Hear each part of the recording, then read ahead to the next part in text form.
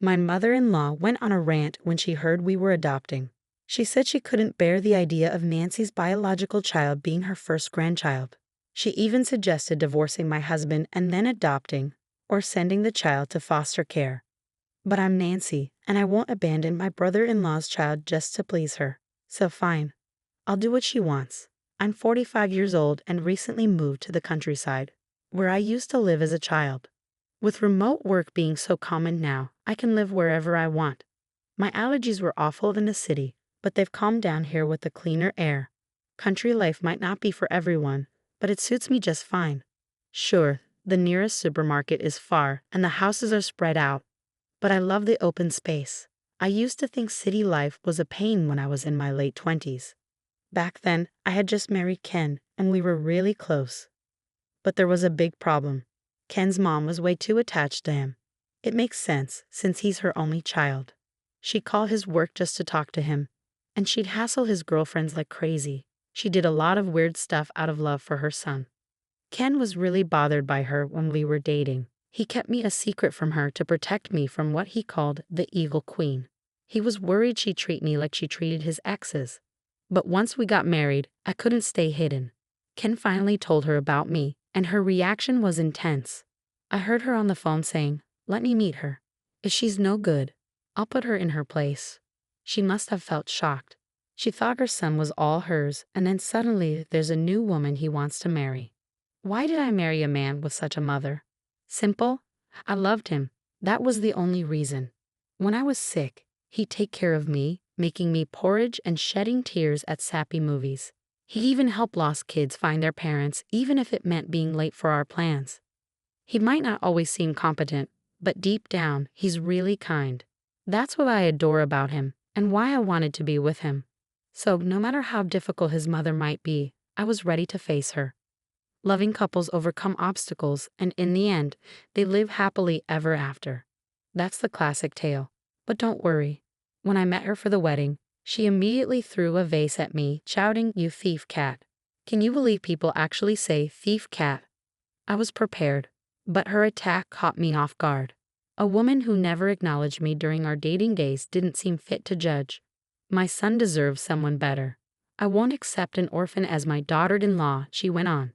Yes, it's true. I don't have parents. My dad passed when I was in high school and my mom died when I was 20. I don't come from any special background, and by the time you hit your 40s or 50s, most people have lost their parents. Using that as a reason to disapprove of our marriage was just wrong. Luckily, my father-in-law stood up to her. You can't judge someone's character just based on their past. It's rude. Ken is old enough to make his own decisions. Just let him marry, he argued. But my mother-in-law isn't one to easily listen to her husband. In the end, she never officially accepted our marriage, so we secretly tied the knot on her father-in-law's advice. Even if we waited forever, she'd never give her blessing. I wanted to be with my husband in this life and the next. But that didn't mean I'd give up on our marriage in this life. I was ready to live as a married couple without ever telling my mother-in-law. A few months after we got married, we unexpectedly ran into her while shopping. Both of us proudly wore our engagement and wedding rings on our left hands. We were completely wrapped up in our newly bliss, happily strolling hand in hand while shopping, much to my mother-in-law's annoyance. She instantly caught sight of our rings and erupted into a tirade right there in the middle of the supermarket, oblivious to the curious glances from other shoppers. It turned out she'd been told by my father-in-law that we had called off our marriage and broken up. Neither my husband nor I knew about this story. Apparently, my father-in-law had shared it on his own. Feeling betrayed by both her husband and her son, my mother-in-law was livid. While I understood my father-in-law's intention to protect us, I couldn't help but regret not coordinating our story better to avoid such an easily uncovered lie. It must have hurt her deeply to be deceived in such a way. Her grip on my husband tightened, and despite his attempts to distance himself, she refused to let go. She began showing up at our doorstep daily, and eventually she moved in without so much as returning to her own home. Why did we allow her entry, you wonder? Well, each day she'd ring the doorbell, shouting through the thin walls, "Let me in. Are you planning to leave me out in the cold?" We had no choice but to let her in, at least temporarily. We attempted to remove her from our home several times, but she would always go to the police, claiming, "My son and his wife kicked me out."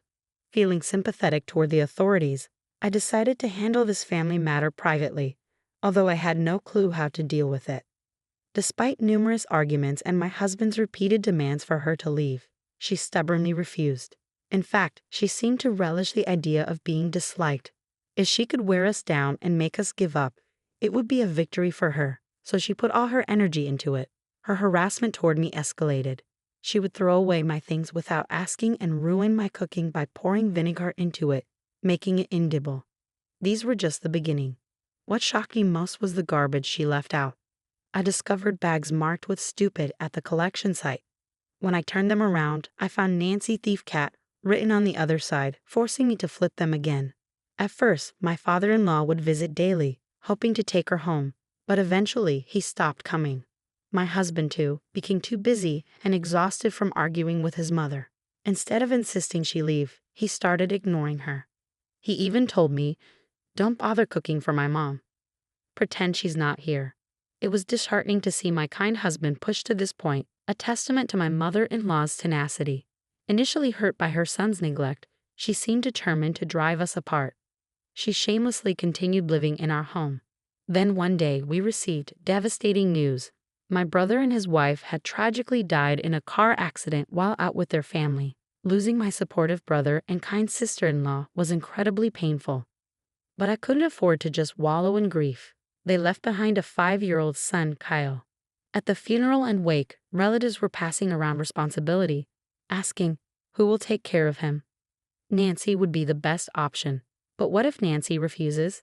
Despite feeling somewhat distant from these relatives, their callousness was unsettling. I had always cherished Kyle as my first nephew and felt a strong bond with him, wanting to care for him if possible. But I worried about the impact on him of losing his parents and then being taken in by his aunt and uncle. Most importantly, I feared my husband's reaction. However, before I could even broach the subject, my husband said, "If Kyle doesn't mind, let's take him in ourselves." Kyle expressed his desire to live with us, so I decided to formally adopt him as my son.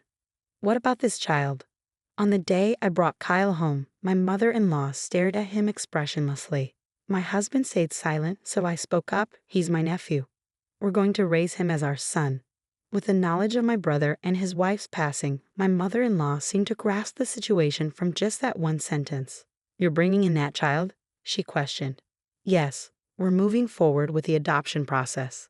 Adoption, can you believe it? That child is Nancy's blood relative. I can't bear the thought of such a child becoming my first grandchild. Get a divorce and then adopt him, or better yet, send him to a foster home. Suddenly, my mother-in-law erupted in anger, leaving poor Kyle bewildered by her outburst. "Why do we need your approval to care for this child? Please don't meddle in our marriage." "Absolutely not. That child will become my first grandchild, right? A child who doesn't share a drop of Ken's blood. I will never accept that," she declared, hurling the remote control at us. In an instant, my husband rushed to shield Kyle from the impact. "Kyle will simply be our adopted son, and nothing changes between him and you," I reassured her, but it felt like speaking to someone who refused to listen. "She's not against Kyle being adopted. She just can't stand the fact that we're still married," my husband muttered, his tone filled with frustration. "Well, if that's what she wants," my husband and I nearly said simultaneously that day, understanding that staying in that house wouldn't be good for Kyle. We decided to leave and move to a hotel. It's frustrating to have to leave our own home, but it's for Kyle's well-being. We see it as a temporary inconvenience until we can finally find a way to remove my mother-in-law from our lives for good. A week later, my husband and I finally returned home. It seemed even my stubborn mother-in-law was concerned, as we hadn't been back for a while. There was a moment of relief on her face when she saw us, followed by a smile. It seemed she was pleased that Kyle wasn't with us. "You've given up on the adoption," she said cheerfully. Neither my husband nor I replied as we quietly made our way to the living room.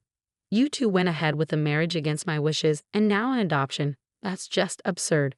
But at least you've come to your senses," she muttered to herself. My husband sat silently, taking several pamphlets out of his bag and laying them out in front of her. Choose any place you like, he said. She was taken aback by the pamphlets and my husband's words. What's this? What do you mean? You told us to choose between divorce or a facility, correct? Well, we've chosen a facility for you, my husband and I said with sly smiles, causing her expression to stiffen. She looked at my husband in panic, but he responded coldly. Do you think we're joking? I'm dead serious. I'm only in my 60s. I can't go to a facility. And remember how you hid my belongings, despite me telling you not to. I added. She didn't know how to respond to my accusation. That was just a mistake. It's a sign of dementia, she stuttered. Also, you always make a mess of the room after I've tidied it up, my husband chimed in. Her expression tightened. I'm getting older, so that's not acceptable. It could be an early sign of dementia, losing the ability to tidy up or starting to collect junk. And Mom, you've been hoarding items from that pop star. Those are just useless junk, right? I remarked. Well, that's another sign of progressing dementia, my husband chimed in. As we confronted her, she burst out, What's gotten into you two? You gave us the choice between divorce or a facility, so we chose the facility. Right on cue, the doorbell rang. Looks like they're here, my husband said casually. I nodded and hurried to the door, where my father-in-law stood waiting. Sorry for the delay, he apologized.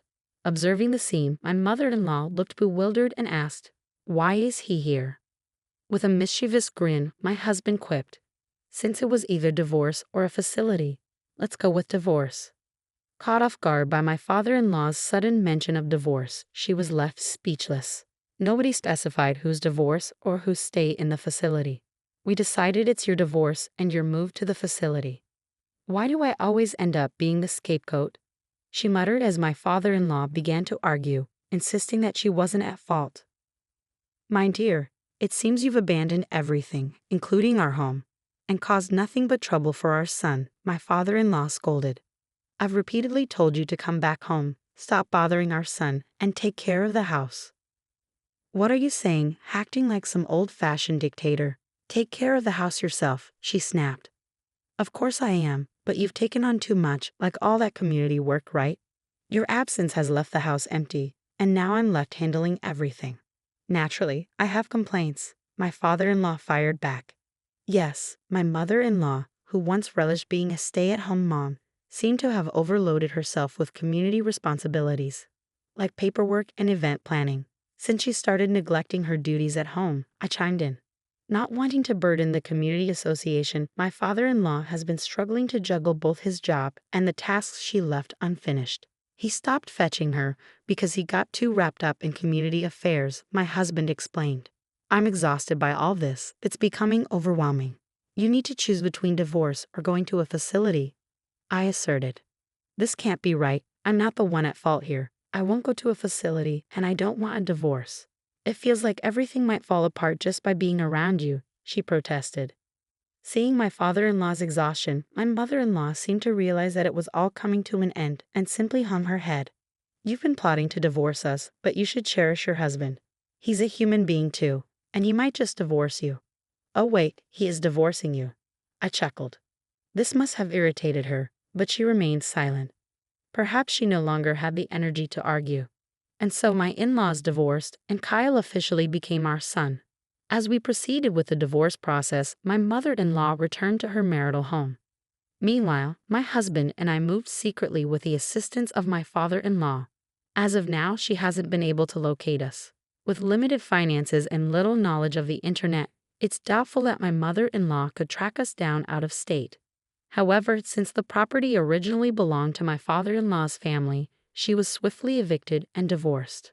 Apparently, during the chaos of the divorce, she had pleaded with my father-in-law not to divorce her, even begging on her knees, claiming she didn't want to divorce at her age. As a homemaker, she had no savings.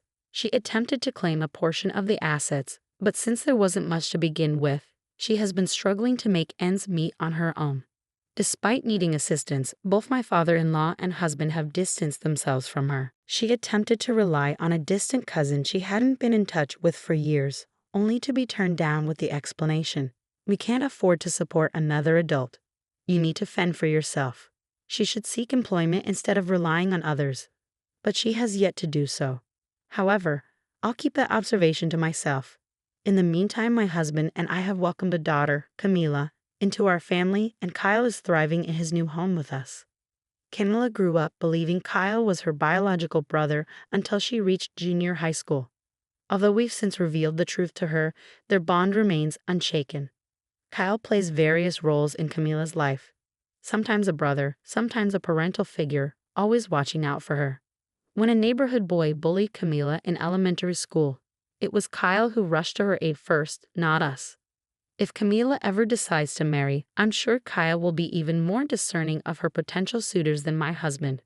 Kyle, who initially struggled to express affection, now affectionately calls me mom and has grown particularly close to my husband, spending weekends fishing together. Honestly, I can't help but feel a twinge of envy at their bond. Kyle is the cherished child left behind by my dear brother and his wife, and I'm committed to nurturing him as my own for the rest of my days. Now, let's take a look at what the boys have caught and whip up a delicious dinner with my daughter. I'll put my homemaking skills to the test and impress everyone. Just kidding.